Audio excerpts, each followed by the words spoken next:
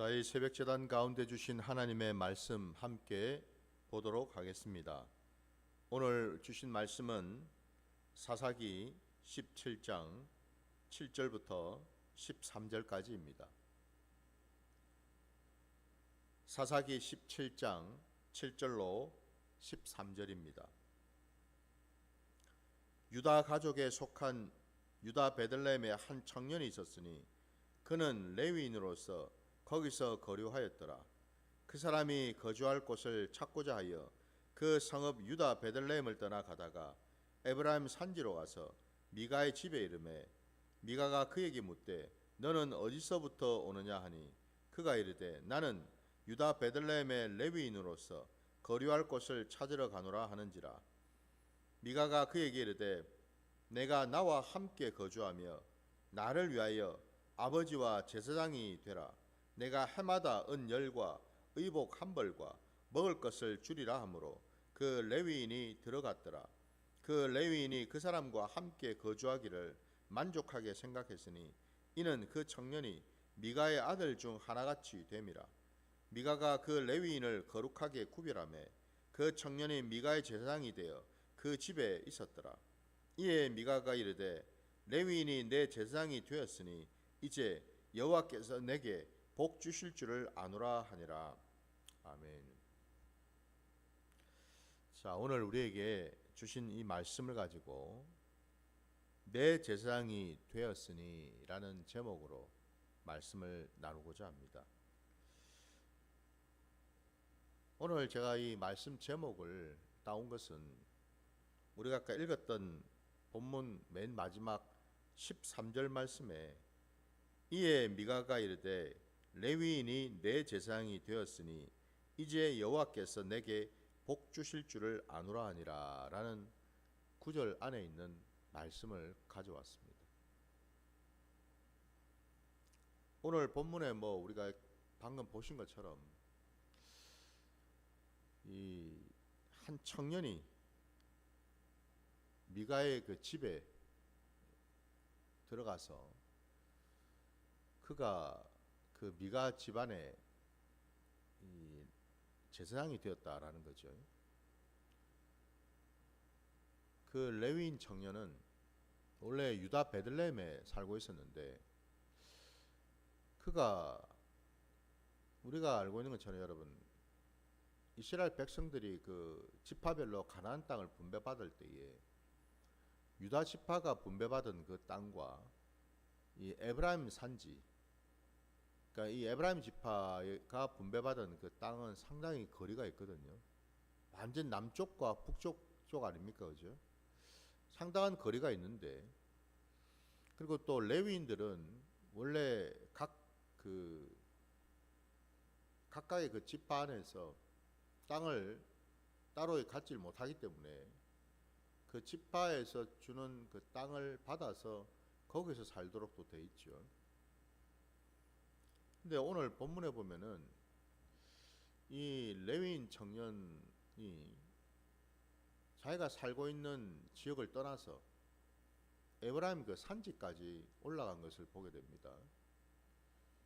그곳에서 이제 거류할 곳을 찾았다라고 되어 있는데 마침 그 에브라임 산지에 살고 있었던 이 미가를 만나게 되었고, 그리고 결국 그 미가의 이 제안에 이 레위인 청년이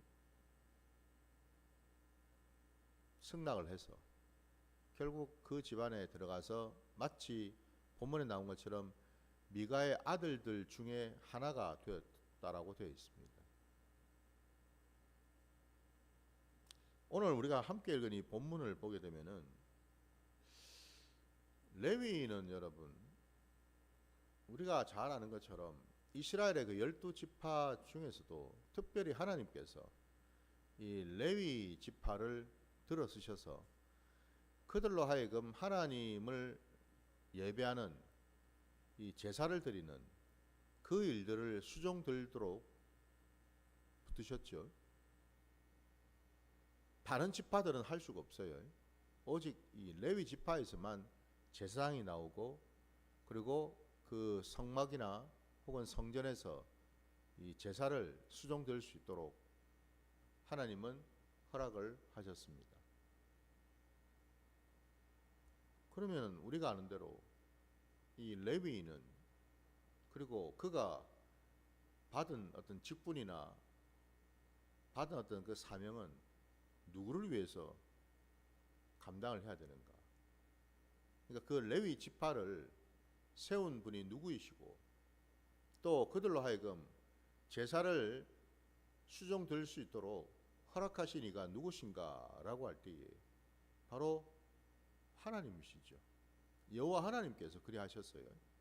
사람들이 자기들끼리 제비 뽑아가지고 뭐 누구는 제사하고 뭐 누구는 뭐 제사 수종 들고 이게 아니고, 철저하게 처음부터 끝까지 하나님께서 그 레위 지파를 붙드셨고, 그 레위 지파만이 제사 수종 될 수 있도록 허락을 하셨다. 그리고 그 제사는 오직 하나님을 위해서 드려지는 제사가 돼야 되겠죠, 그죠? 근데 오늘 본문에는 놀랍게도 미가는 이 레위인 청년을 붙들어서 자기 집에 데리고 들어가서 그에게 필요한 것들을 이제 공급하면서 자기 집안의 제사장이 되도록 요구를 했다라는 사실. 그래서 아까 제가 말씀의 제목을 이렇게 단 이유도, 미가가 이르되 레위인이 내 제사장이 되었다고 되어 있습니다. 내 제사장. 그러니까 미가라는 그 한 개인의 제사장이 되었다라는 거예요. 미가라는 그 집안의 집안 제사장이 되었다 이 말이에요, 그죠? 이게 여러분 바로 이 사사시대에 이스라엘 백성들의 어떤 신앙의 어떤 변질과 타락을 적나라하게 볼 수 있는 한 대목이겠죠.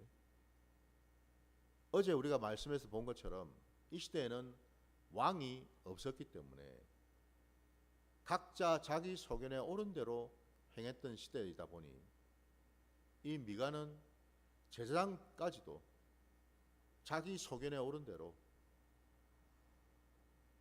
자기 집안에, 그러니까 사적으로 소유가 된, 마치 이 제사장이 이 개인의 어떤 그런 소유물처럼 되어버려서 자기 집안에 드리고, 그리고는 한다는 얘기가 이제 여호와께서 내게 복 주실 줄을 아노라 라고 얘기를 하고 있다 이 말입니다.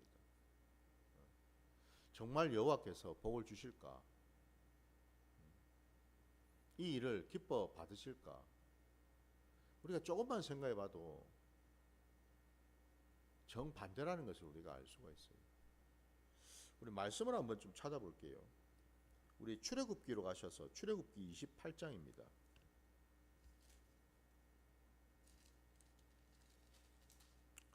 출애굽기 28장 1절 말씀을, 1절부터 3절까지 말씀을 한번 볼게요. 출애굽기 28장 1절에서 3절입니다.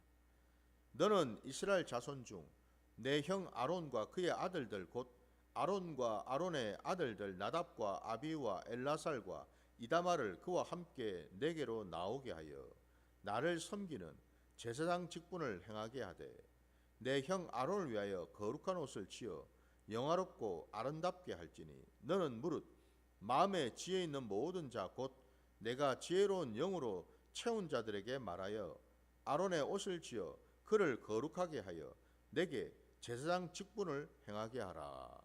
아멘. 여기 지금 광야로 나온 이스라엘 그 백성들을 모아놓고 하나님께서 왜 이스라엘 백성들을 광야로 따로이 부르셨는지, 애굽에서 종살이하던 그 이스라엘 백성들을 구원하셔서 그들을 이 광야로 끌어내시고 시내산 자락에서 말씀을 주실 뿐만 아니라 그들로 하여금 성막을 짓게 하고 또 그 성막에서 제사를 지낼 때 그 제사에 수종 들고 집전할 수 있는 이 제사장을 또 세우는 이 일들을 하나님께서 하나하나 명령을 하셨거든요. 이걸 우리가 볼 때 여러분, 애굽 땅에서 나왔던 그 이스라엘 백성들은 어떤 백성인가? 곧 하나님께서 왜 이스라엘 백성들을 굳이 애굽 땅에서 끌어내셔서 광야로 이끌어내셨는가? 그 이유를 정확하게 우리가 말씀을 통해서 우리가 알 수 있지요. 그 이유는 딱 하나예요. 이스라엘 백성들을 하나님만을 예배하는 예배 공동체로 하나님께 제사를 드릴 수 있는 이 제사장 나라로 세우기 위함이었다라는 거죠. 다른 이유가 있나요, 여러분? 방금 우리가 읽은 이 출애굽기 28장 1절 3절 말씀에도 분명히 하나님은 레위 지파 가운데서 특별히 또 그 아론과 그의 아들들을 통해서 제사장이 되도록 명령을 하셨는데, 방금 아까 읽었던 28장 1절 끝자락에 보면은 거기에 나를 섬기는 제사장 직분을 행하게 하되라고 되어 있습니다. 여기 이 나가 누구를 가리키겠어요? 당연히 여호와 하나님이시죠. 사람이 아니죠, 그죠? 사람을 섬기는 제사장이 아니고 하나님, 여호와 하나님 한 분을 섬기는 제사장 직분을 행하게 하도록 하기 위해서 이 일을 명령하신 거 아닙니까? 분명히 그래서 말씀에는 제사장은 하나님만을 섬기는 거예요. 하나님만을 위해서 존재하죠. 그래서 제사장은 하나님이 세우신 직분이고 하나님이 사명을 주신 자이기 때문에 그는 하나님께 속해 있는 자이고, 그래서 그는 하나님께 제사를 올려드리기 위해서 이스라엘 백성들을 대신해서 대표해서 하나님 앞에 나아갈 수가 있는 것 아니겠습니까? 그죠? 근데 오늘 우리가 읽은 이 사사기, 이 미가의 집에 일어나고 있는 이 일을 보면은 어떻습니까? 하나님께 제사를 드리는 제사장이 아니라 사람을 섬기고 사람을 위해서 세워진 제사장이 되었다라는 것 아닙니까? 그죠?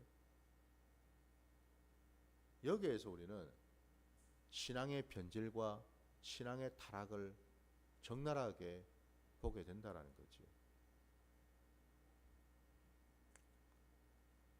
사람을 위한 제사장이 되었다 이 말입니다. 이 사사시대에.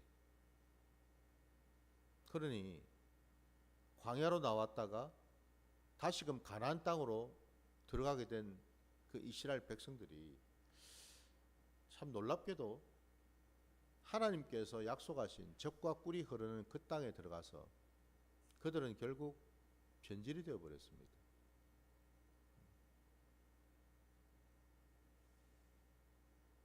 분명히 하나님께서는 모세를 통해서 여호수아를 통해서 말씀을 주셨죠, 그죠? 너희가 그 땅에 들어갔을 때 단지 하나님만을 위해서 하나님을 경배하고 하나님이 주신 그 말씀을 끝까지 지키는 자가 될 때 하나님은 그들에게 허락하신 약속과 그 복을 주신다고 말씀하셨는데, 뿐만 아니라 그 이스라엘 백성들이 가나안 땅에 들어갔을 때에 약속을 준행하지 아니하고 하나님의 그 계명을 지키지 않을 때에는 하나님께서는 그들을 반드시 벌하시고 멸하시기까지 하시겠다고 말씀하셨는데, 오늘 이 미가의 집안에 일어나고 있는 이 일을 보면은 이게 단순히 미가의 집이 한 집안의 일만은 아니라는 것을 우리가 짐작할 수가 있죠. 그러니까 한마디로 이 사사시대에 많은 자들이 이와 같은 일을 하지 않았는가, 이걸 우리가 짐작해야 된다라는 거예요. 우리가 분명히 깨달을 수 있는 것은 이 미가조차도 그는 자기 집안에 모든 것을 갖춰놓고 신당도 있고 에봇도 있고, 그리고 이제 심지어는 드라빔과 제사장까지도 자기 소유로 자기가 가지고 있는 것으로 그것들을 다 가지고 있으면서 결국 그의 입술에서 나오는 말이 내가 이제 모든 것을 갖추었으니까, 모든 것을 갖추었다라는 말은 이제는 하나님께 제사를 드릴 수 있는 모든 여건, 모든 조건들을 다 이제 내가 갖춰 놨으니까 이제 제사를 드리면은 하나님이 그 즉시로 내게 복을 주실 것이다 라고 말하고 있다라는 거예요.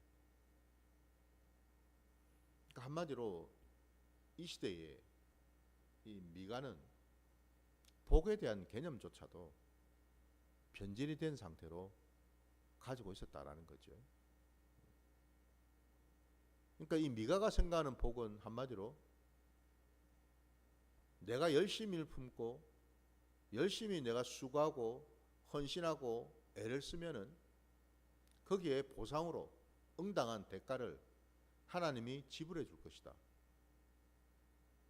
마치 하나님과 거래를 하듯이 그는 복에 대해서 얘기를 하고 있습니다. 그렇죠? 근데 우리가 알고 있는 복은 어떻습니까? 바라크라고 하는 그 원어적인 그 복의 의미는 무릎을 꿇는다라는 의미를 가지고 있다고 그랬죠. 무릎을 꿇는다라는 것이 무슨 의미입니까? 누구 앞에 무릎을 꿇겠어요?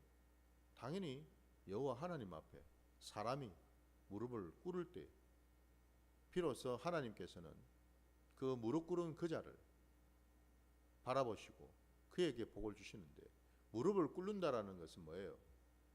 하나님께 나와서 하나님께 자신을 내어드린다라는 뜻이죠. 곧 무릎을 꿇는다라는 것은 하나님께 예배를 드린다라는 것, 그리고 하나님의 그 말씀 앞에 무릎을 꿇고 그 말씀을 받아서 그 말씀대로 준행하겠다라는 그런 의미를 담고 있겠죠. 바로 그럴 때 하나님께서는 복을 주신다라는 거죠. 그를 형통케 하신다라는 거죠. 이게 우리가 알고 있는 성경의 복인데, 지금 이 미가는 이 복조차도 자기 마음대로 자기 임의대로 해석하고 판단해서 결국 신앙 전체가 지금 잘못된 방향으로 가고 있더라 이 말입니다. 그러면 오늘 이 말씀을 통해서 우리는 과연 이 신약 시대를 살아가고 있는 우리에게는 과연 이 미가의 모습이 없는가? 그러니까 사사 시대에 행해지고 있는 이런 신앙의 어떤 그런 일탈이나 신앙의 어떤 그런 변질된 모습은 우리에게는 없는가를 한번 돌아볼 필요가 있겠죠. 여전히 이 신약 시대를 살아가고 있는 우리 안에 혹이라도 여전히 우리 마음속에, 우리 생각 속에 미가와 같이 내가 이런 열심 저런 열심, 이런 수고 저런 수고를 내 의로 열심히 믿고 열심히 신앙생활하고 열심히 봉사하고 헌신하면 하나님이 그런 나를 보시고 가상히 여기셔서 내게 응당한 복을, 대가를 주시겠지. 이런 신앙에 우리가 지금 빠져 있지는 않는지 돌아봐야 될 줄 믿습니다. 하나님께서는 우리를 택하고 부르신 까닭이, 여러분 이스라엘 백성들을 애굽에서 건져내셔서 광야로 인도해내신 그 이유가 이스라엘 백성들이 열심을 품고 하나님을 믿고 하나님 말씀에 순종했기 때문에 하나님이 찾아오셔가지고 그 이스라엘 백성들을 이끌어내신 것이 아니었죠. 먼저 찾아오신 이도 하나님이셨고, 약속을 주신 이도 하나님이셨고, 그 약속을 이행하신 분도 하나님이셨다라는 거죠. 그러니까 한마디로 이스라엘 백성들을 하나님의 제사장 나라로, 하나님의 백성으로 삼으신 까닭은 이스라엘 편에 있는 게 아니었다라는 거예요. 이스라엘이 뭘 잘해서 된 것이 아니었다라는 거예요. 전적으로 그것은 하나님의 주권이죠. 하나님의 약속을 아브라함에게 일찍이 하셨던 그 약속을 이행하시기 위함이었죠. 이 사실을 여러분 우리가 성경을 통해서 확인할 수 있지 않습니까? 하나님은 하나님의 입술에서 나오신 모든 말씀을 이행하시는 분이시죠. 약속을 반드시 지키시는 분 아니십니까? 하나님은 그렇게 일하신다라는 거예요. 그렇게 역사하시는 분이시죠. 사람 편에서 사람이 이렇게 하면은 저렇게 반응하고 이렇게 하면 이렇게 반응하는 그런 분이 아니시다라는 거예요. 모든 주권은 하나님께 있다라는 사실. 이걸 분명히 우리가 안다면은 여러분 오늘 이 신약 시대를 살아가는 우리들도 나의 열심이나 나의 헌신이나 나의 수고 이전에 그 모든 것들이 결국 뭐예요? 하나님의 뜻, 하나님의 계획 가운데 있다라는 사실을 우리가 먼저 깨닫는 것이 필요하고, 그리고 지금 내가 하고 있는 이 모든 모습조차도 뭐예요? 하나님이 내게 은혜를 부어 주셔서 가능하다라는 사실. 내가 헌신하고 수고할 수 있는 힘과 능력과 여건과 환경을 하나님이 허락하셨기 때문에 내가 지금 이렇게 할 수 있다라는 것. 이거를 우리가 깨닫는 것이 중요하겠죠. 그럴 때 우리의 신앙이 말씀 앞에 온전히 서게 될 수 있겠죠. 오늘 이 미가의 집안에 일어나고 있는 이 일들을 우리가 지켜보면서 저와 여러분의 신앙의 자리에서 우리는 지금 예배를 어떻게 드리고 있는가? 내 마음대로, 내 기분대로, 내 형편대로 드리고 있지 않는가? 다시 말씀드려서 예배조차도 내가 주인이 되어서 내가 주도를 하고 내가 준비해서 드리고 있지 않는가? 한마디로 여러분, 예배 모든 과정이 내 위주로 돌아간다면 거기 하나님은 어디에 계시는가? 분명히 이 땅에 오신 우리 주님께서도 말씀하셨죠.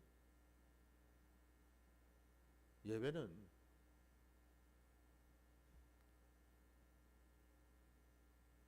이 산에서도 말고 예루살렘에서도 아니고, 예배는 장소가 중요한 것이 아니고 예배는 그 중심이 영과 진리로 예배를 드리느냐 그렇지 않느냐에 달려있다. 다시 말씀드리면 예배의 중요성은 뭐를 잘 형식적으로 외형적으로 잘 갖춰가지고 오늘 이 미가가 한 것처럼요, 신당도 만들고 에봇도 만들고 드라빔도 만들고 제사장까지도 두어서 나름 제사를 드리는 모든 형식을 갖춰가지고 드리는 것이 아니고, 핵심 뭐죠? 우리의 예배를 드리는 그 사람의 그 중심 안에 영과 진리로 드리고 하는 그게 있는지를 보신다라는 거죠. 그러니까 한마디로 하나님이 기뻐 받으시는 것은 예배였던 형식이나 예배였던 그런 틀이 아니고 예배자 자신이죠. 나를 하나님이 기뻐하시는 산 제물로 지금 드리고 있느냐 드리지 않느냐, 이게 중요한 거죠. 성령의 이끌림을 받아서 진리인 하나님의 그 말씀을 온전히 준행하고 그 말씀을 깨달아서 그 말씀대로 이행하는 그런 삶을 내가 지금 살아가고 있는가? 그래서 오늘날 하나님이 찾으시는 예배는 바로 그와 같은 예배자를 지금 만나기를, 그 예배자가 나오기를 하나님은 원하신다라는 거죠. 그 중심 안에 하나님이 계시는가?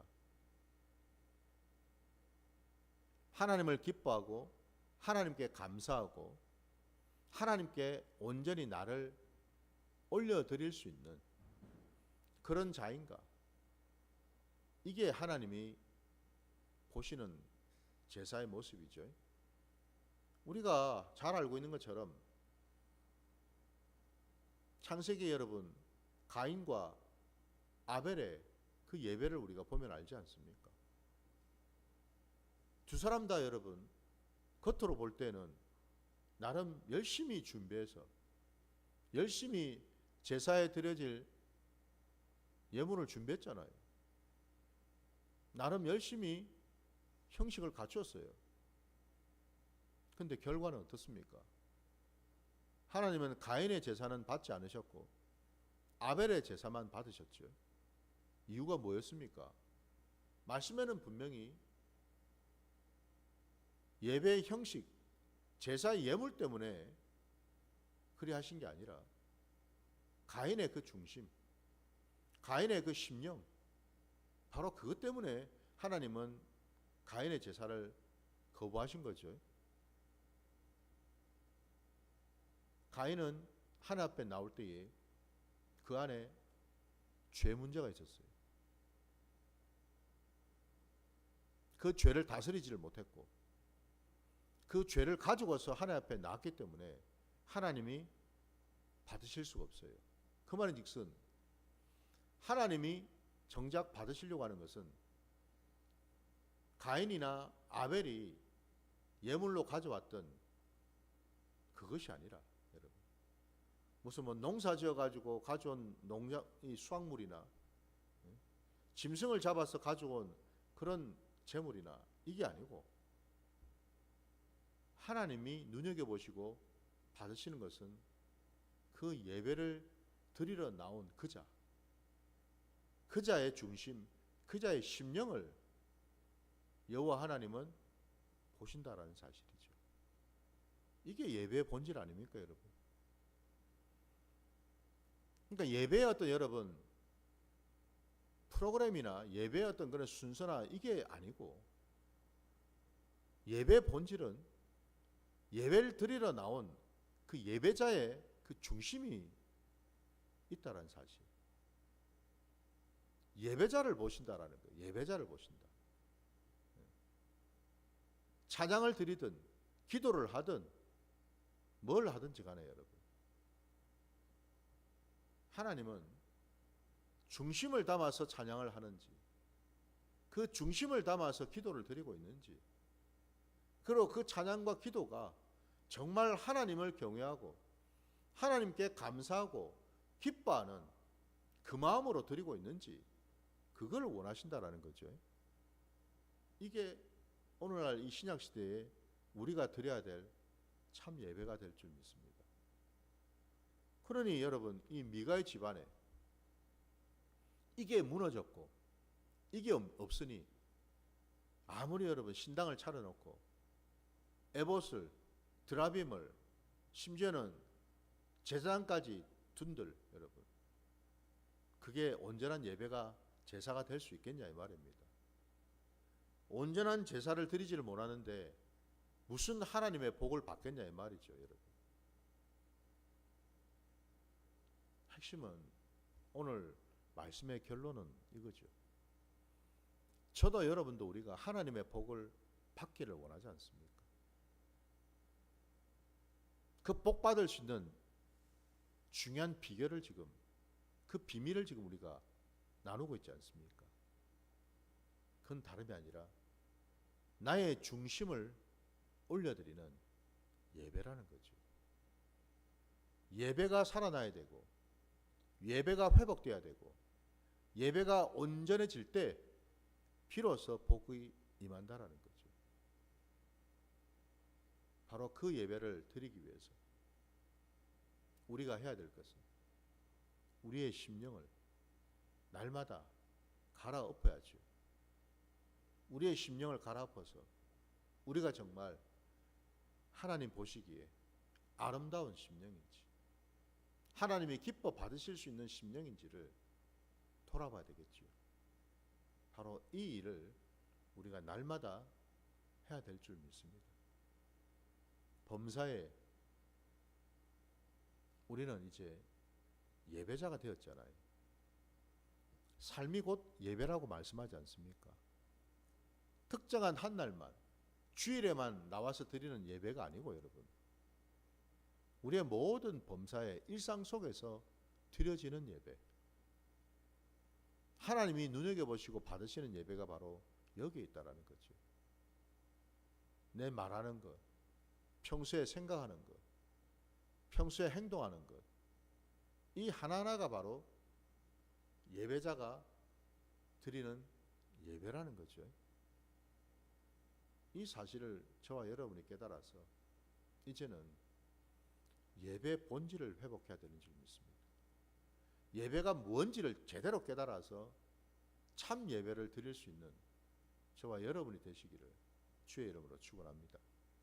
자, 오늘 말씀 여기까지 드리고 주님 가르치신 기도로 예배를 마치겠습니다. 하늘에 계신 우리 아버지여, 이름이 거룩히 여김을 받으시오며 나라가 임하시오며 뜻이 하늘에서 이루어진 것 같이 땅에서도 이루어지이다.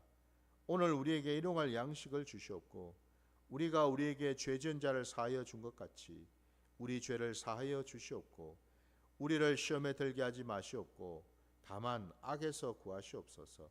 나라와 권세와 영광이 아버지께 영원히 있사옵나이다. 아멘.